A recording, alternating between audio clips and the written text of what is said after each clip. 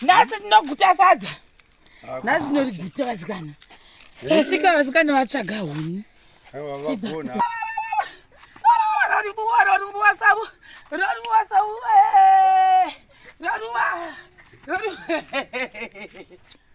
Really say guys for the people.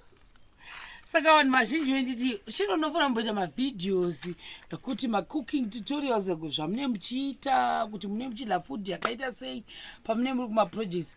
Come to think of it, handina kambozvifunga kuti like tofana kutogona kuita izvizvi. Saka tasvika ukati tichibva isusu bva ndasvika kwanasa wari kupiwa wati ndikuona kubva kuhunuko. Tati idufu wari waenda kumvura. Amesi.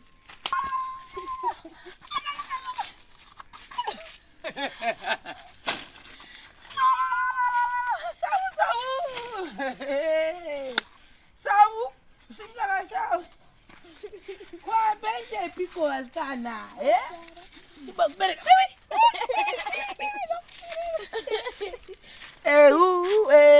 Nara sabu. Nara sabu. Unochemera nara sabu. Unochemera huni. Nara sabu. Yeka.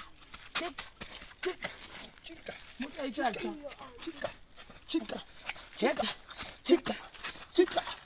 Anochemera huni. Nara sabu. Unochemera huni.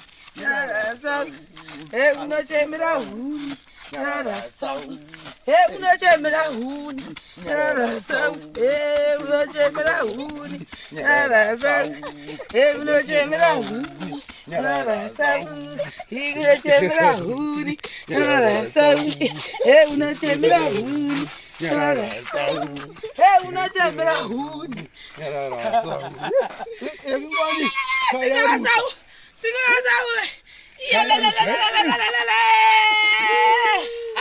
Tingatadza kudyera sadza. Kutadza kudya sadza pakada izvo. Hatirangarare nezha. Tinorya. Tinoti Sabu! Sabu Sabu lolo! Graduate! Graduate ratsvaka huni mwari we! Uyemone vanhu raini rase! Uyemone kani mai we! Uyo ndiyambi uyu! Nara ambi! Nara ambi! Unochemera ika! Nara ambi! Check! Nara ambi! Nara ambi! Unochemera huni! Nara ambi!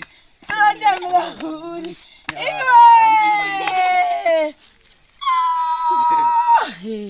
Nasi tinoguta sadza.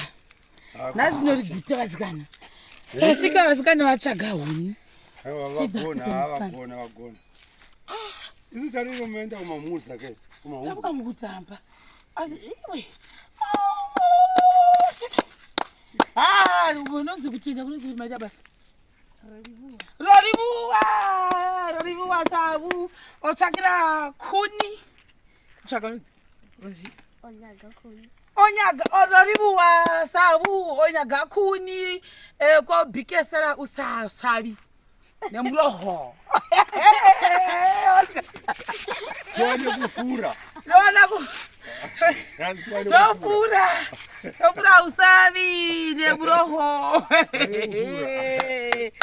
Iwe ndokutaura nozvi.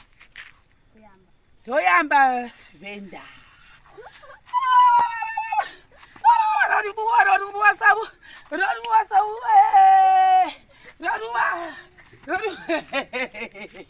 So what does that you? What are you doing?